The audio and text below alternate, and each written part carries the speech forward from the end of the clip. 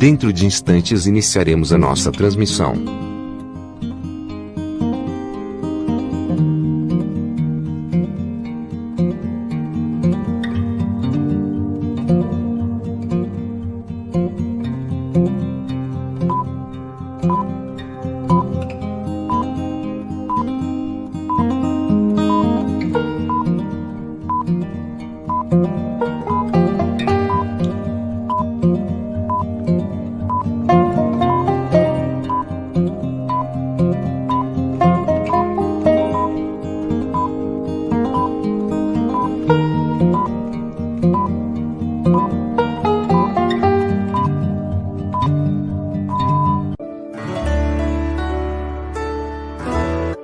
A União das Sociedades Espíritas do Estado de São Paulo, Intermunicipal de Jales, tem o prazer de apresentar Evangelho e Espiritismo.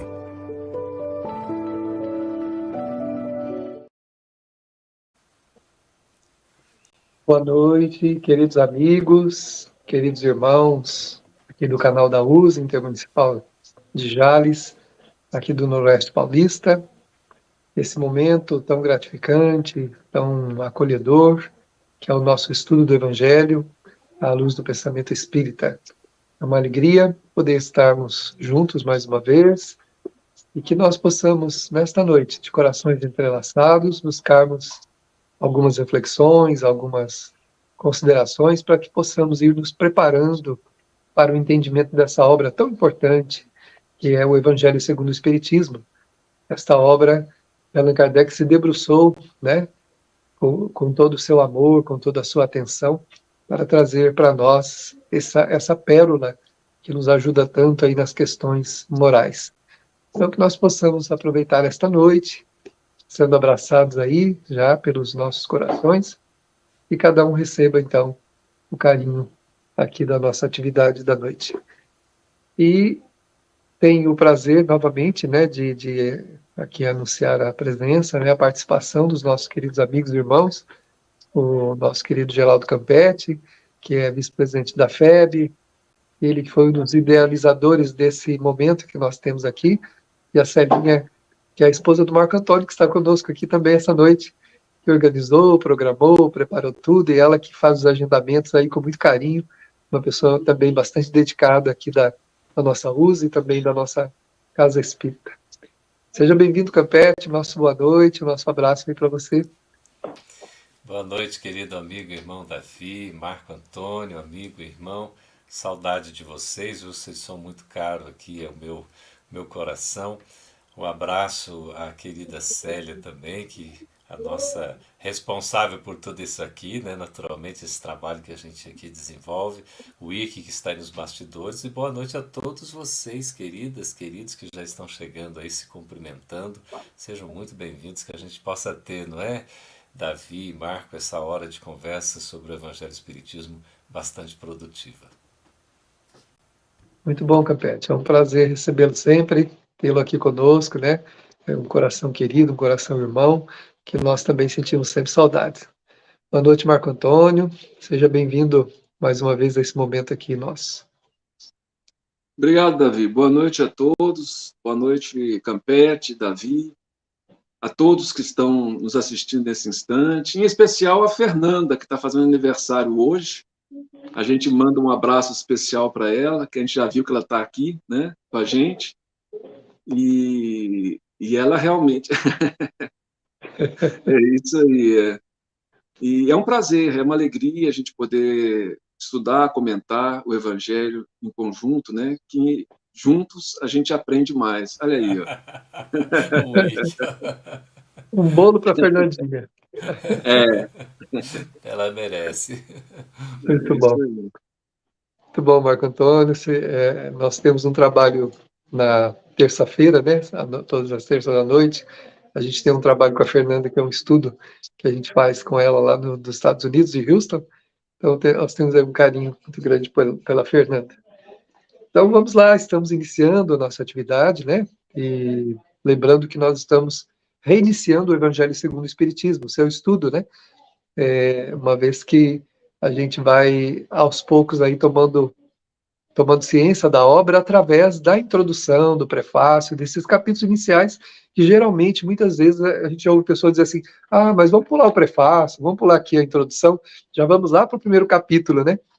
Mas é a introdução, é o prefácio que nos prepara para a obra, né? Ela dá notícias da obra, de termos, de história, vai nos situando dentro da obra para a gente poder compreender melhor, até para entender alguns termos, né?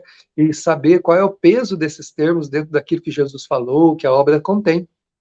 Então é muito importante a gente ler o prefácio, né? Eu tenho o hábito, né? Eu gosto de livros, então eu leio tudo, todas as letrinhas que tem desde a capa, aqui tem todas as coisinhas miúdas, aqui eu vou lendo tudo, desde o pequenininho aqui, ó, título, tradução do francês, depois a revisão, o índice, eu olho tudo, eu gosto dessa parte, eu acho muito, muito proveitoso isso. Então, a gente está aí, a gente está agora na introdução, né? Estamos aqui na introdução, encerrando essa introdução, chegando já ao finalzinho dela, a gente aí a nossa atividade. Ok, querido amigo Davi, já retornou e deu uma quedinha, mas foi rápida. É, olha só que interessante, né, Marco Antônio? A gente tem aqui essa questão do livro. Eu não sei, Davi, nós vamos fazer a prece, querido, de abertura, né? Eu acho que aqui, olha só que lindo, né? O livro. O Marco estava mostrando aí outra tradução também. Pode Não, mostrar. Que bonito. é a A mesma, mesma? você que nos deu, ué. Então olha aí, ó, que bonito. É. Lindo, lindo. É, o Davi deve estar com a tradução aí, né, Davi, do Salvador Gentili, né, do ID. Só abre seu microfone, querido. Sim, eu tenho a do Salvador Gentili, né? E aqui a Ótimo. minha, eu falei da prece, mas acho que deu uma, sumiu aí Deu. a imagem, Isso, né? isso. Você Eu falei para a caiu, é. gente começar, antes do Campete iniciar aí os comentários, a gente vai fazer a prece, né? Para a gente iniciar a Vamos sim. atividade. Eu falei passando assim, mas é que sumiu a minha imagem, sumiu de vocês É. também. Deu, deu, A gente está quase captando, né, Marco, como médio, mas a gente não conseguiu ainda então, traduzir. deu um apagão ali. Então vamos lá, né? Vamos nesse instante, então, nesse momento em que nos abeiramos da obra de O Evangelho segundo o Espiritismo, buscar envolver os nossos corações com esse momento. Jesus é o perfume que envolve as nossas sensibilidades mais delicadas. E o coração é o lugar onde ele permanece quando lhes oferecemos a possibilidade de estar em nossas vidas. Assim, divino amigo, na tua presença, o bom jardineiro do jardim dos nossos corações, nós queremos te pedir nesta noite que derrame o teu perfume através da mensagem que o nosso coração terá contato, para que, de razão iluminada e de coração perfumado, possamos, Senhor, embeber-nos desta amorosa verdade que nos transforma, que nos ilumina. Obrigado, divino amigo de nossos corações, divina bênção do Pai Celeste, para nós, humanidade necessitada de um amor inigualável que é o teu. Obrigado, Senhor. Obrigado.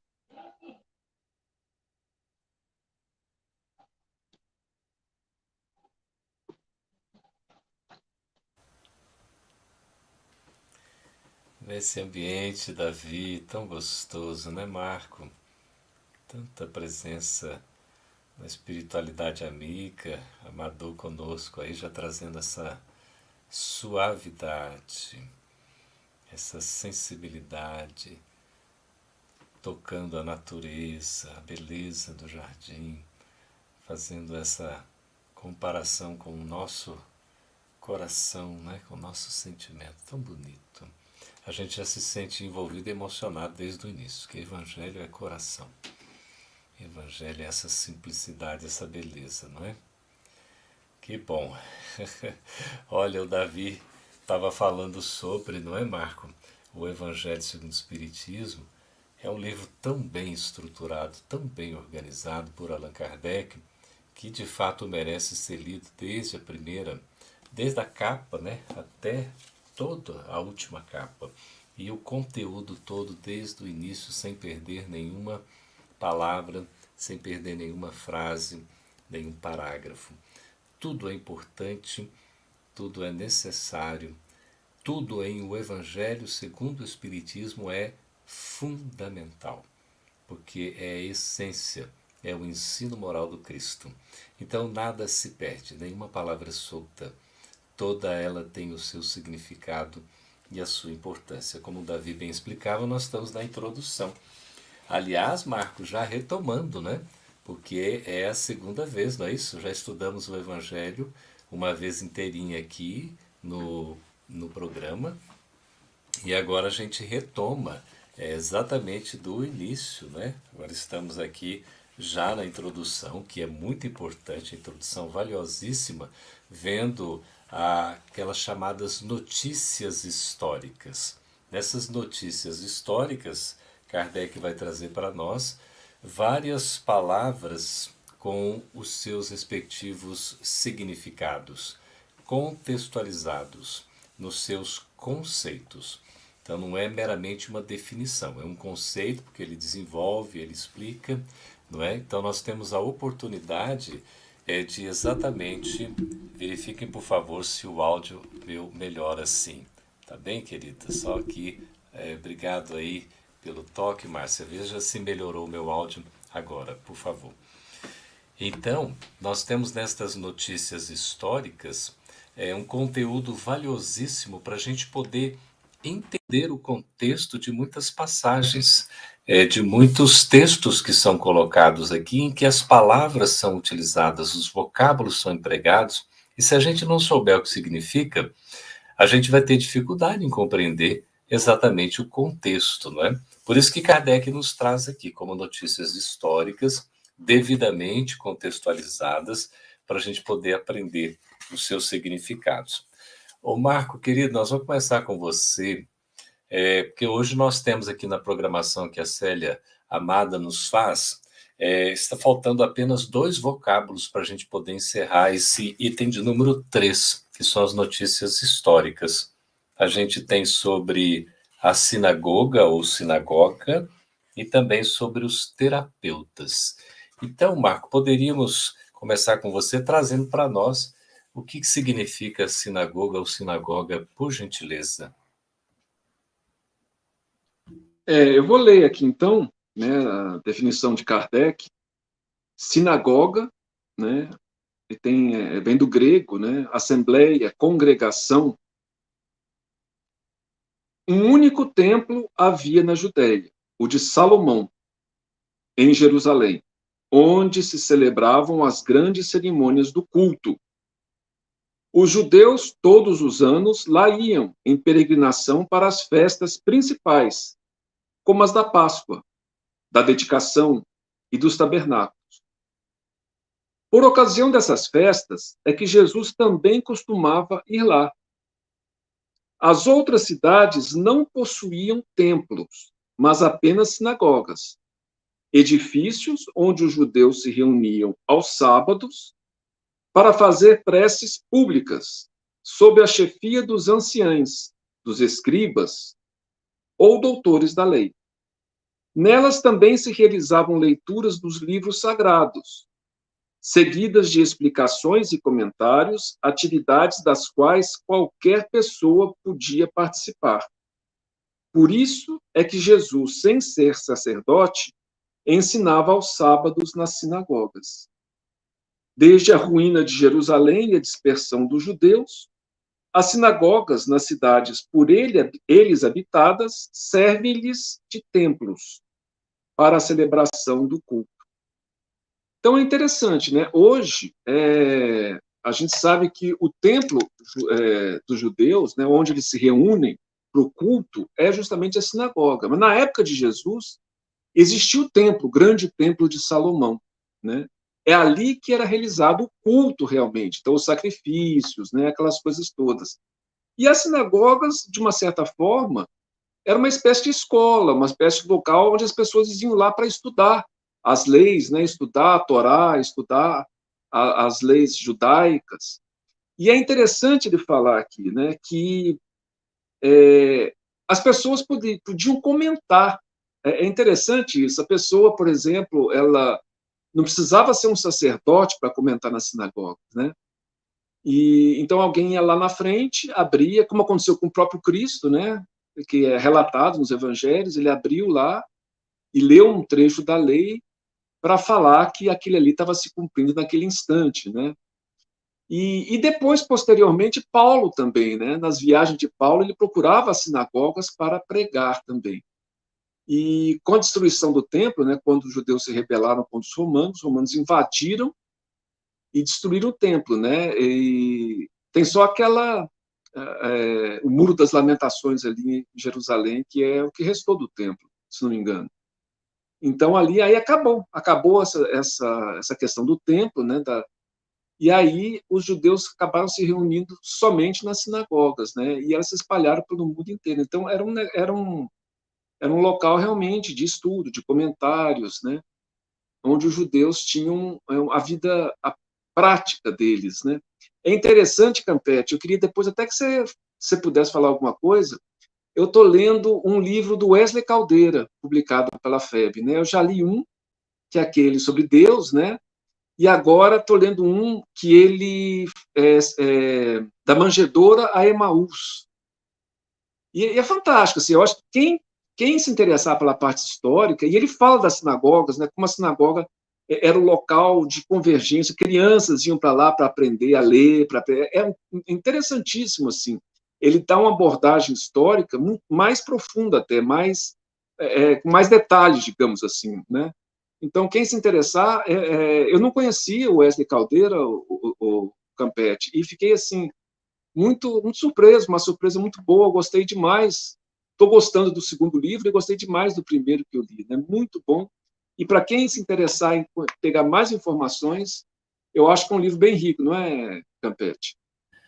Com certeza, Marco. Esse livro da Manjedoura Emaús, ele foi publicado já há algum tempo pela FEB. Foi o primeiro livro do Wesley Caldeira, que é de Montes Claros, Minas Gerais, publicado pela FEB. E depois ele escreveu, levou vários anos preparando o livro Deus, né, antes e depois de Jesus. É uma coisa muito interessante essa abordagem que ele faz sobre, né, o entendimento que a gente teve de Deus ao longo do tempo. E da manjedoura Emaús é muito rico, como o Marco falou, historicamente, porque ele entra num trabalho de pesquisa aprofundado, são dezenas de fontes que ele busca, e ele traz para nós numa linguagem didática, uma linguagem, é, embora erudita, porque é um intelectual, mas ele simplifica para o nosso entendimento. Ele consegue fazer uma redação muito agradável, fazendo, né, a citação, transcrições, compondo um texto muito denso no sentido de conteúdo, muito rico e trazendo uma colaboração que a gente não costuma ver assim frequentemente.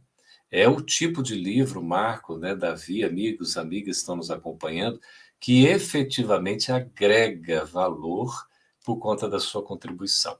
Então, a gente vai ter muitas curiosidades nesse livro, frutos, então, dessa pesquisa que o Wesley realizou e nos trouxe e a gente publicou.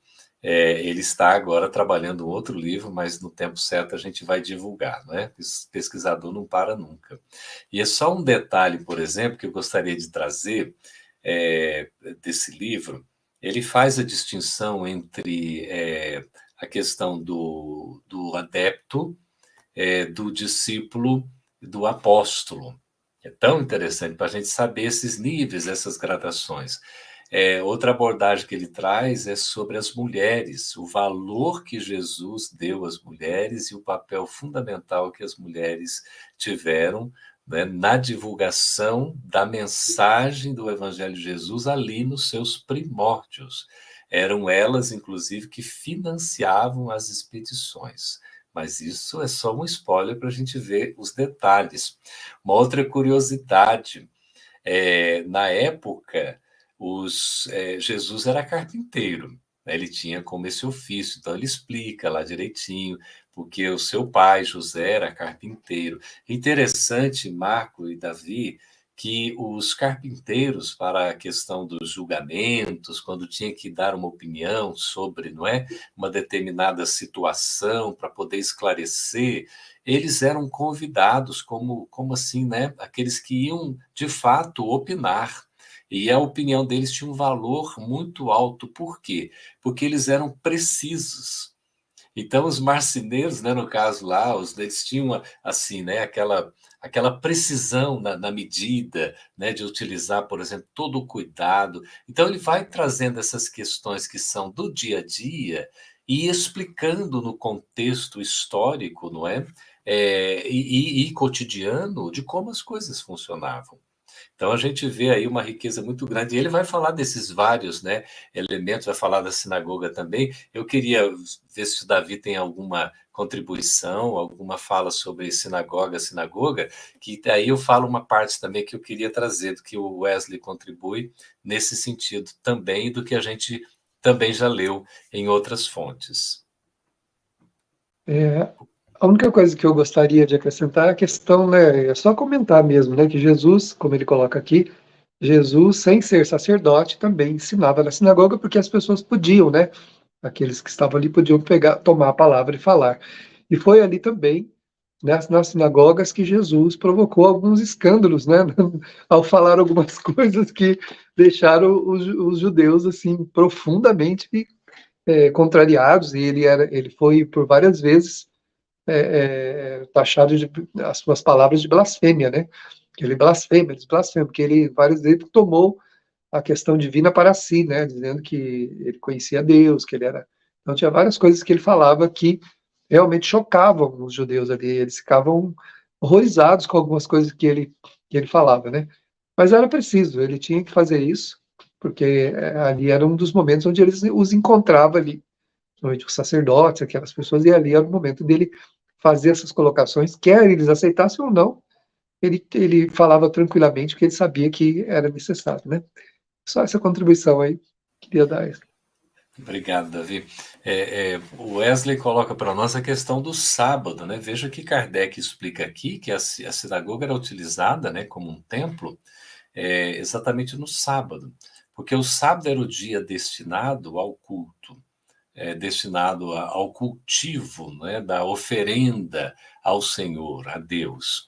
Então, era inclusive tomado pela lei antiga que nesse sétimo dia da semana não se deveria trabalhar, né? Não o trabalho do ofício, do dia a dia, do trabalho profissional. Então, você teria esse dia dedicado realmente às questões espirituais. E aí o culto, a tradição, não é? Trazendo todos os ritos, enfim, o que se fazia. E a sinagoga era um espaço aberto, no sentido de que não precisava ser propriamente um sacerdote, não é um doutor da lei para ali se expressar. Como o Marco lembrou, Kardec cita, Jesus não era considerado assim, e, no entanto, ele podia utilizar-se do espaço. Então, havia uma certa, digamos, democracia na liberdade do espaço, para poder explicar, para poder falar, não é isso? Para poder estudar a lei e trazer a sua contribuição. Veja que coisa interessante, era uma espécie de escola, de academia, não é, Marco, assim, de universidade, onde se levava o conhecimento. E como o Davi destacou, Jesus, ele revolucionou, porque várias explicações, a própria questão do sábado, ali mesmo, ele explicando, ele falava que, não é, a questão do sábado, ele operou, né, ações medianímicas, né, fluídico-magnéticas, de cura, inclusive, em pleno sábado. E houve aquele escândalo, porque, segundo a lei, você não poderia, né, no sábado e tal. E Jesus vai e explica, ele dá o testemunho, ele exemplifica, ele executa a ação e explica, contra-argumenta e tudo mais. Exatamente para tirar da letra que mata, trazendo o espírito que vivifica. O que hoje, com o espiritismo, a gente consegue entender bem melhor, não é? Mas era esse espaço que tinha realmente até um tanto quanto familiar, como o Marco lembrou, né, que o Wesley traz para nós, e ali tinha uma coisa curiosa também na sinagoga, Davi, Marco, amigas e amigos, em que as pessoas, elas iam à frente e também se colocavam, elas se declaravam, as pessoas diziam um pouco de si, sem aquela máscara, sem a falsidade, né? Era uma maneira de também se confessarem publicamente diante, né, dos seus pecados ou das suas dificuldades morais. E isso era uma coisa interessante porque, de certa forma, era recebida por alguns até como um acolhimento, porque outros faziam isso. Mas, por outro lado, havia, né, nas sinagogas, ele era sempre acompanhado o quê? Pelas pessoas mais idosas, anciãs. Ali também tinham aqueles que eram os doutores da lei, não é? Geralmente fariseus. Então, eram também umas pessoas que bem assim, ciosas. Elas não permitiam, apesar de que o espaço aparentemente ou tinha sua, digamos, né, de uso democrático, ou a pessoa poderia chegar e falar, ter a liberdade de se expressar, mas certamente iria ser recebido também a sua fala, as suas palavras, se fosse como Jesus, né, que chocava, ia ser combatido, ia ser discriminado, essa coisa toda, por esse comportamento ainda infeliz, egoístico, né, que prezava muito mais por uma aparência do que por uma essência, não é? Então, realmente, a sinagoga é um espaço muito especial, muito significativo, teve e tem até hoje uma contribuição muito valiosa, né, para o entendimento da mensagem no caso de Jesus, a mensagem, né, de profetas antigos, né, do Antigo Testamento. Muito bem. Bom, se vocês, olha, gente, fiquem à vontade aí para contribuir, por favor, né? Porque agora nós vamos passar por um termo que, antes da gente falar sobre o termo, vocês vão escrever alguma coisa, ver se dá tempo de chegar essa mensagem aí. Vai ser sobre terapeutas. O que significa terapeutas? Vamos ver se vocês sabem, porque o nome parece indicar alguma coisa, mas quando a gente vê o que Kardec escreve aqui, a gente fica surpreso. Eu fiquei surpreso. Vários itens aqui nos chamam a atenção. Então, o que são os terapeutas? Veja aí vocês que estão com o Evangelho em mão, não é?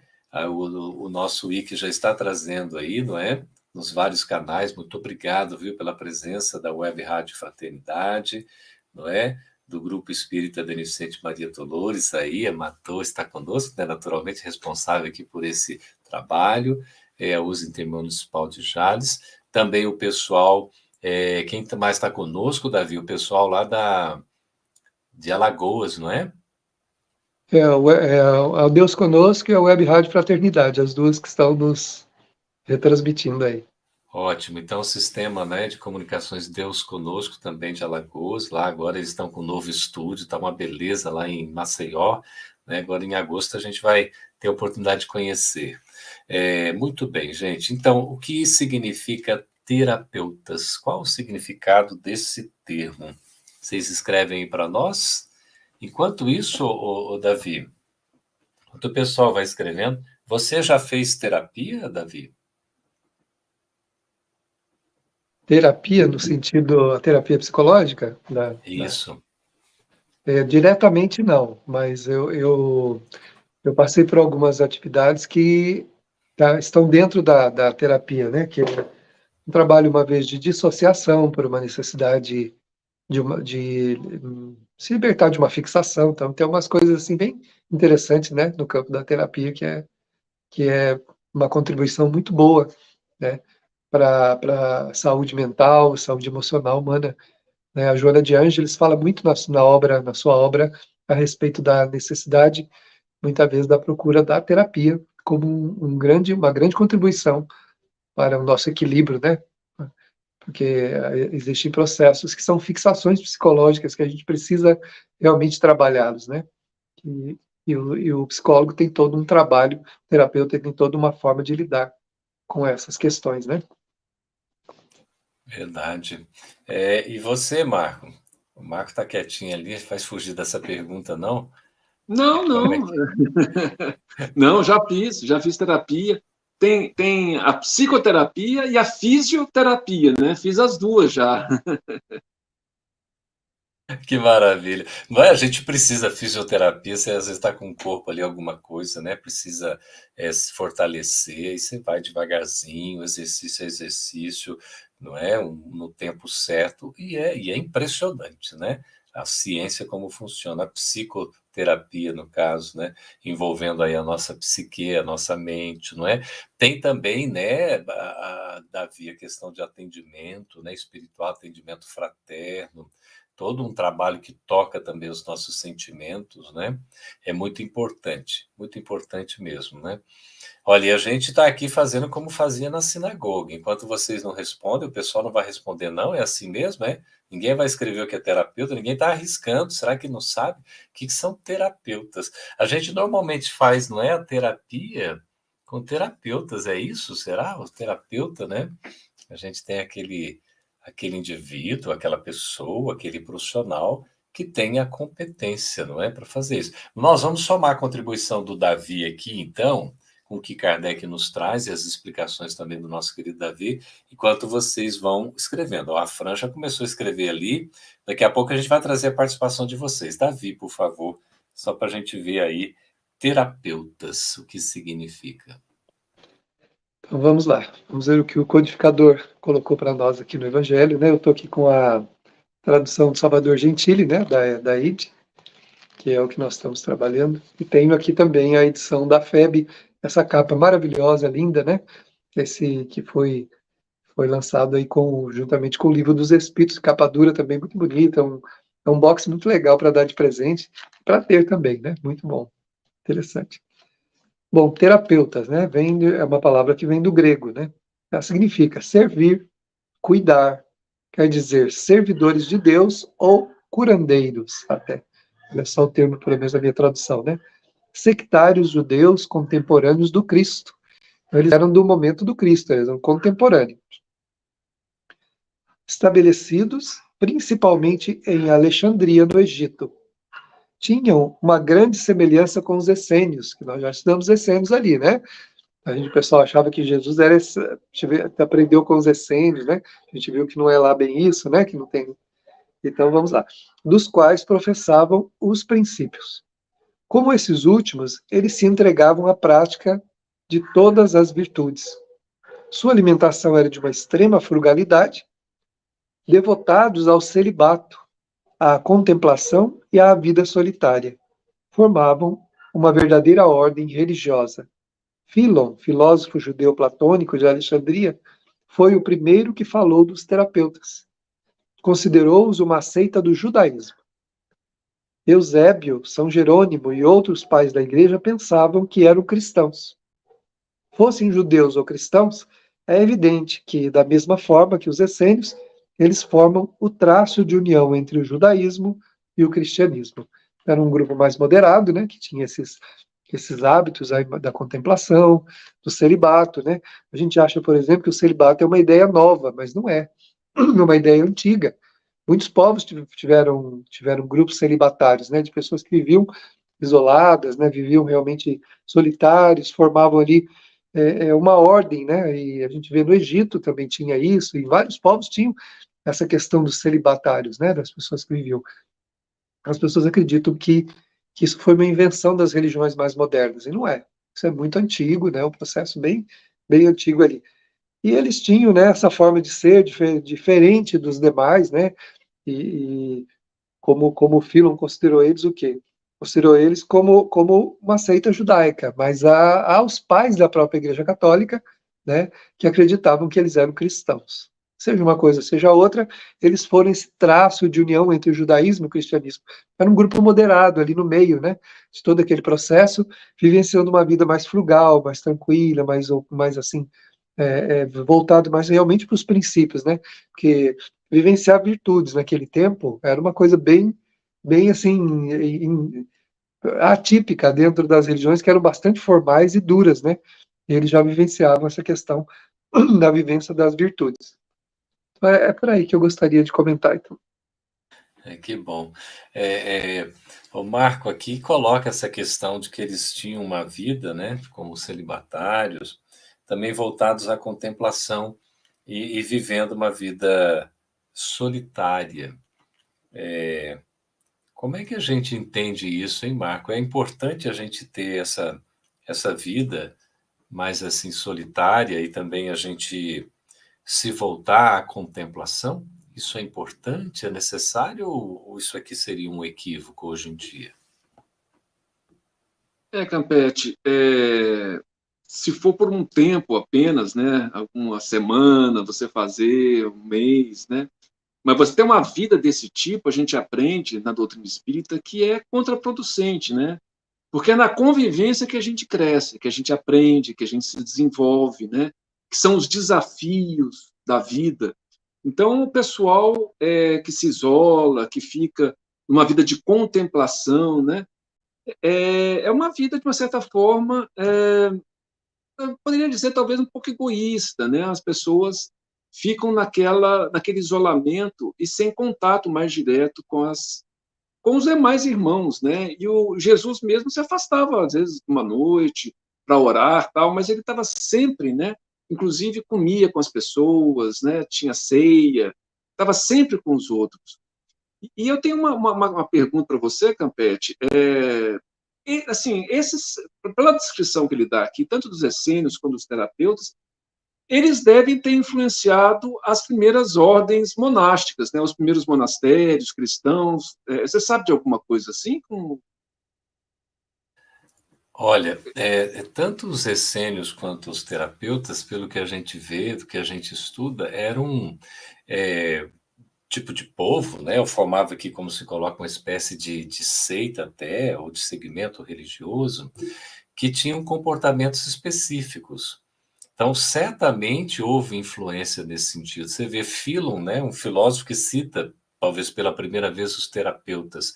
Eles, com esse comportamento aqui de uma vida mais insulada, dessa prática da contemplação, não é? De uma vida mais frugal, que aí envolve essa questão até do jejum, Marco, sabe? De você se privar de determinadas coisas, de fazer determinados sacrifícios, né?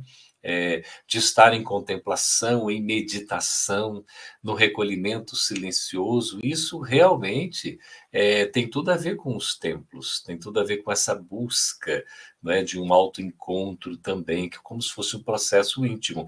E isso, as igrejas, os monastérios, o pessoal que tem esse trabalho mais voltado para uma religião, não é? Talvez até no sentido mais tradicional, considera muito isso. Eu assim, não tenho dúvida de que houve essa influência. Tanto é que, como o Davi lembrou, e Kardec destaca aqui, esclarecendo que Jesus, ele não sofreu influência dos essênios, mas certamente muitos sofreram, porque os essênios era também um povo considerado à parte, né, tinham determinadas crenças já como, por exemplo, né, a própria imortalidade da alma, a comunicabilidade, a reencarnação, eram crenças que eles tinham já no entendimento que estava avançado para, por exemplo, outros povos. Os saduceus, ao contrário, né, como já foi estudado aqui também, eram uma espécie de materialistas. Eles praticamente não acreditavam em nada, acreditavam em Deus, mas era uma coisa assim muito utilitarista, não é? Então a gente vê que toda essa questão do recolhimento, de estar mais talvez numa vida de contemplação, num período, né, que você faz, como você falou, uma excursão, de repente. Hoje em dia nós temos vários, né, que não é de agora, mas você tem as caminhadas, né? Estava vendo até hoje num livro sobre assim a gente dá um tempo, né, para você poder parar um pouco a correria do dia a dia, poder usufruir mais na paz. Aí ele estava falando vários exercícios que são feitos, inclusive aquela caminhada, não é? A trajetória lá para Santiago de Compostela, né? Eu tive a oportunidade de estar lá agora, não que eu fui caminhando, mas a gente foi de carro, né? De de Porto, né, para lá, porque a caminhada é exatamente Porto, Portugal, para Santiago de Compostela na Espanha, né? Então, são vários quilômetros, são centenas de quilômetros realmente desafiadores. Mas é toda essa busca, né, da pessoa estar procurando a si própria, né, buscando aí se encontrar. E eu, assim, eu não tenho uma fonte para te dizer, mas se a gente pegar esses estudiosos realmente religiosos, né, que estudam o Evangelho, até estou com uma obra aqui em mão que a gente recebeu de presente do querido Emídio Brasileiro, que é um tratado sobre os Evangelhos com a explicação, não é, do Espiritismo. Estava folheando agora o Síntese do Novo Testamento, que é um trabalho muito bonito que Mínimos, né, que foi Vantuil de Freitas, faz, compilando as informações dos evangelhos. A gente vai vendo os significados, os sentidos e percebendo que essa essência foi a base para o que ficou de fundamental, Marco. Porque, então, hoje em dia, por exemplo, você tem, como você falou, você pode sair um tempo, até assim e tal. Você dificilmente vai viver na vida totalmente assim, porque a própria doutrina espírita nos ensina, nós somos seres sociáveis, gregários, precisamos da relação. Mas que, de fato, esse encontro com a natureza, essa frugalidade na alimentação, a gente não aprende para o grupo mediúnico, olha, no dia da reunião mediúnica, no dia anterior, tal, procura no CCD. O que André Luiz está recomendando ali, né? A espiritualidade. É para que a gente vai se moderando, né? A gente vá se controlando. Então, uma tendência, por exemplo, agora a gente acabou de publicar também, em parceria com o MOVE, a Federação Espírita Brasileira publicou o 2º volume do Opúsculo, Em Defesa da Vida Animal. Né? Jesus, ele cuidava muito dos animais, ele tinha esse carinho por todo tipo de vida, né? Então, a natureza, esse equilíbrio, e isso é uma integração. Leon Denis diz que encontrou Deus na natureza. E Camilo Flammarion escreveu um livro, exatamente Deus na Natureza, um clássico que nós reeditamos, né? A FEB Editora reeditou há pouco tempo. Então, essas influências certamente aconteceram e a gente vê com um lado positivo, inclusive, não é? Embora, evidentemente, nós precisamos separar para que não haja o fanatismo, né? Não haja aquele egoísmo, como você falou, às vezes a pessoa, ao invés de ajudar, ela acaba ficando no processo íntimo apenas, né? E não colabora muito. Mas é muito interessante esse termo terapeuta, né? Que vai dizer da saúde, do cuidado, né? Davi, o pessoal está participando aí, agora começaram a escrever aqui. Vou pedir ao Wiki para trazer algumas participações, porque o nosso tempo aí está passando. Vamos ver o que o pessoal falou aí, por favor. Vamos começar com você, Davi, uma primeira contribuição que o Wiki traz para nós aí.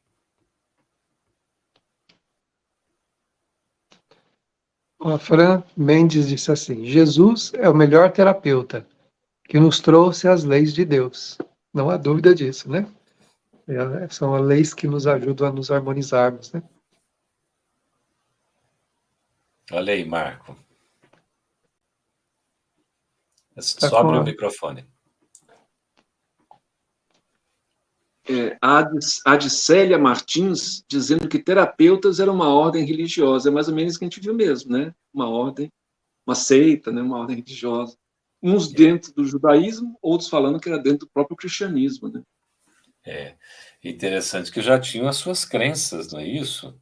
Eles ali, contemporâneos do Cristo, né? Já tinham alguns elementos de crença, isso é fundamental para a gente poder entender que essa formação do sentimento, da busca da vida, não é? Imortal, isso já tinha, assim, nesse sentido, né? Dos estudos que eram realizados. Davi, a Marisa também conosco aí. Terapeuta vem do grego terapeutes, significa aquele que cuida, que atende, que por sua vez tem origem na palavra terapon, quer dizer companheiro do guerreiro, que lhe serve de escudeiro. Interessante a definição, né? Interessante mesmo. Interessante, A palavra em si, ela soa interessante, né? Terapeuta é aquele que, né, faz bem, né? Dá aquela ideia assim, que protege, que cuida, que zela, não é? Que está atendendo ali a necessidade. A Marisa também tinha colocado uma outra definição, que é mais do próprio... esse daí foi o que ela falou, não é isso? Anterior isso, que é mais do dicionário, né, Marco? Isso. Terapeuta, pessoa que aplica procedimentos e ou métodos que buscam restabelecer a saúde ou a qualidade de vida de alguém.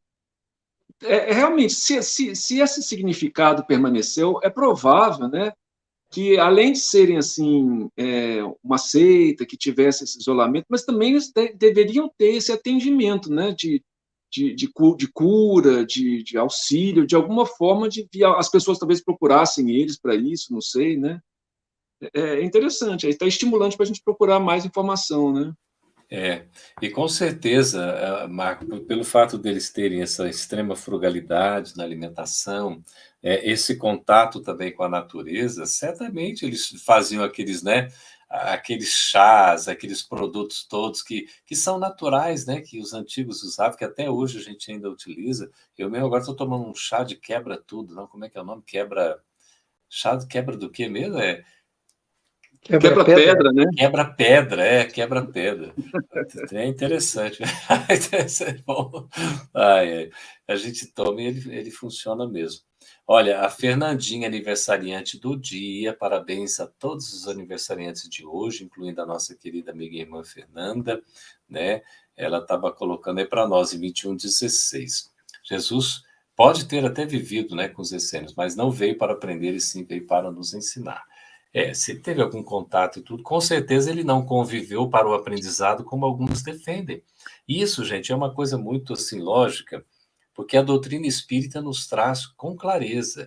Jesus, ele é o governador espiritual da Terra. Ele é o co-criador da Terra com Deus. E a Terra existe há 4 bilhões e 500 milhões de anos. Bom, se a gente perguntar onde é que nós estávamos nesse período aí, acho que é até difícil, se é que a gente estava, né? E Jesus já era espírito puro. Espírito puro. Ele, com a força criativa divina, ele co-criou com Deus, utilizando-se, né, dos seus fluidos magnéticos também, do poder da sua vontade, para manipular esses elementos para poder constituir o nosso orbe. Quem cria só é Deus. Nós temos o poder de cocriação, em plano menor ou plano maior, conforme nos ensina André Luiz, né? Lá no Evolução em Dois Mundos. E Jesus, evidentemente, cocriou em plano maior. Ele cocriou o planeta Terra como seu Messias, como seu governador, né? Jesus, então, com Deus, ele foi o cocriador da Terra. Por isso, com relação à Terra, Jesus é praticamente um Deus, entenda-se, com relação à Terra, porque onipotente, tem todo o poder, onipresente, está presente em todos os lugares, e onisciente, sabe de tudo. Ora, o que Jesus teria que aprender conosco? Ele é o nosso irmão muito mais velho, muito mais experiente, e ele que preparou todo o terreno para nós. Então, de fato, não tinha que aprender. Aí quem pensa diferente, tudo vai estar entendendo Jesus muito semelhante a um ser humano como nós. E a gente precisa fazer essa distinção. Jesus evoluiu, chegou no ponto que chegou por mérito próprio, evidentemente, mas muito antes de nós.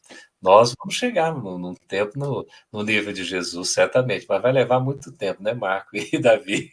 E eu, pelo menos, tenho, não é nem milhões de anos, são trilhões, quatrilhões, né, de anos-luzes para a gente poder chegar lá, não é? Mas nós estamos a caminho. Jesus é o principal, né, psicoterapeuta, né, das nossas almas, é o terapeuta aí que nos atende nos sentimentos, nos acolhe, né? Por isso que a gente fala que Jesus é o médico, né, também, que vai atender as nossas necessidades conforme o nosso merecimento, enfim.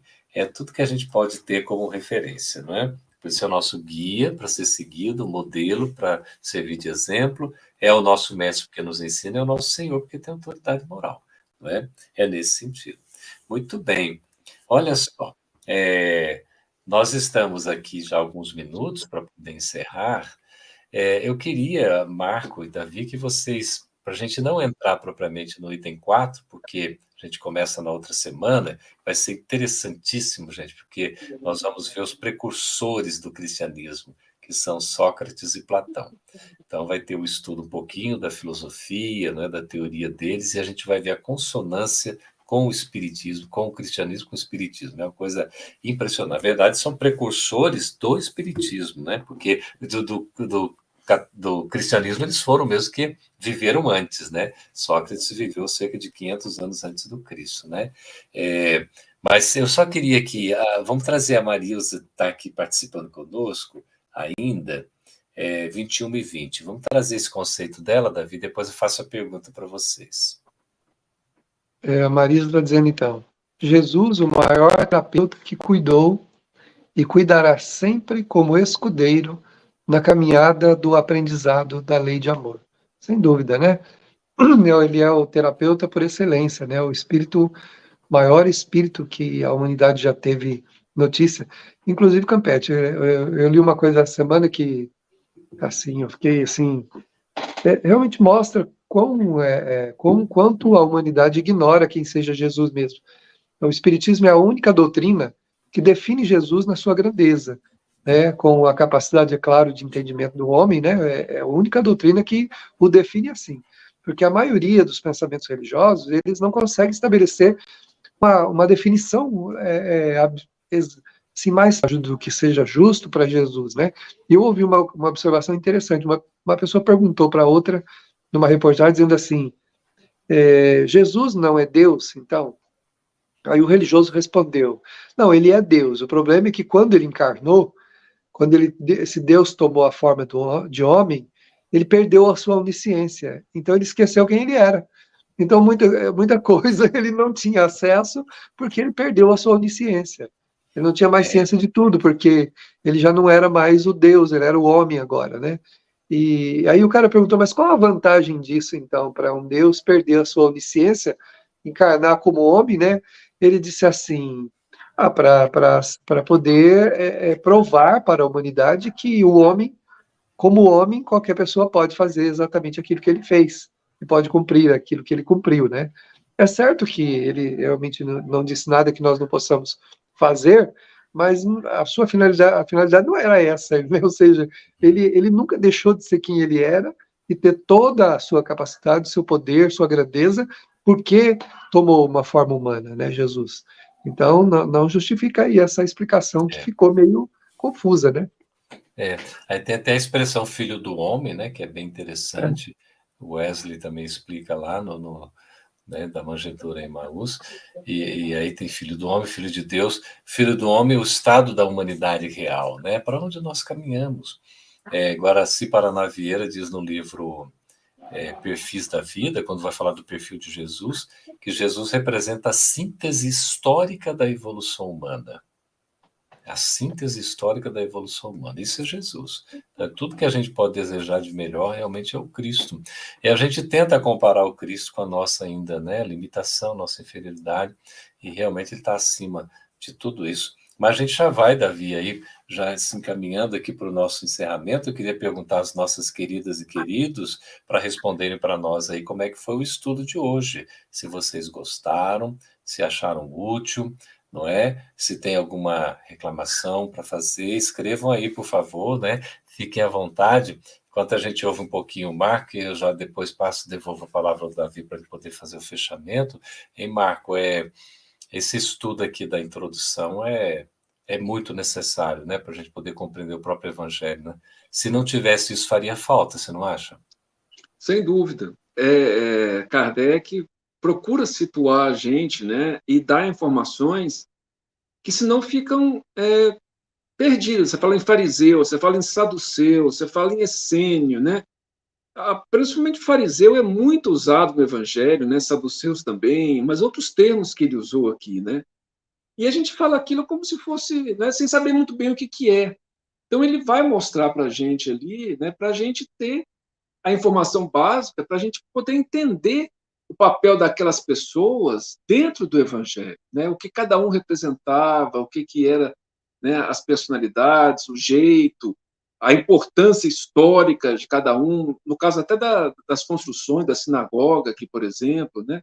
E aí a gente começa a ter uma visão um pouco mais clara, né, do Evangelho, da mensagem, fica até mais próxima de nós, né?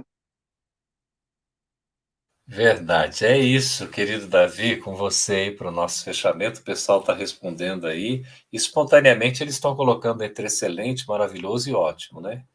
Muito bom, fica à vontade aí. Pois é, muito bom.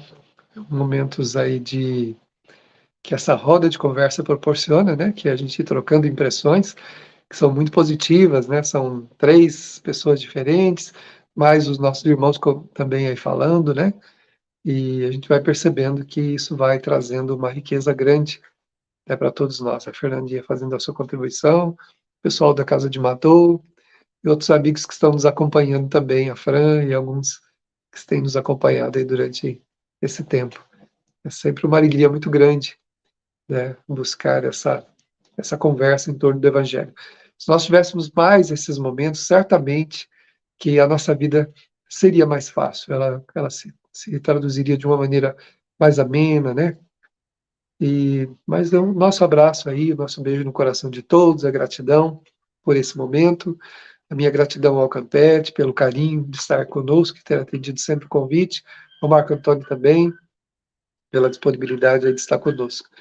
Para a gente fazer o fechamento, gostaríamos que o Campete, se for possível, apresentar uma música para a gente, né, como nossa prece de encerramento, e para envolver os nossos corações nesse perfume que, desde o início, foi aqui esparzido já, no começo, pela espiritualidade em nossos corações. Hoje todo mundo recebeu aí um presente, que é um perfume que, com certeza, está nos inebriando a todos aí. Então vamos ouvir aí a mensagem. Então vamos fazer uma música aqui, queridos, que se chama És de Deus. É comemorativa dos 40 anos do estudo sistematizado da doutrina espírita. Vou fazer como prece final aqui deste momento. É uma música muito bonita e vocês vão com paciência aí, por favor. Raio de luz vindo do sol, qual farol a cintilar, resplandeceu, mostrou o caminho a percorrer. A escuridão cedeu lugar, um desejo de transformar, seguir e amar, compreender as lições para toda a vida. Abre as portas do coração, ampara, auxilia seu irmão, desfaz a dor. Renova, transforme, faz renascer. Conhecereis a verdade, e a verdade vos libertará. És de luz, és de Deus, és de amor.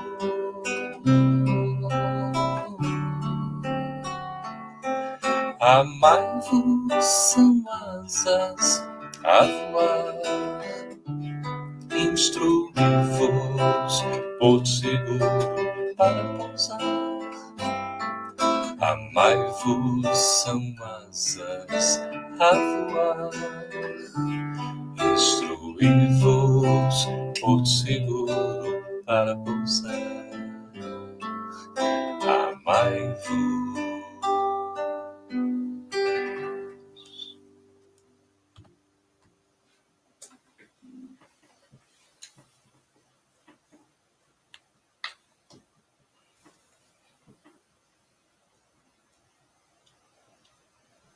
E assim encerramos.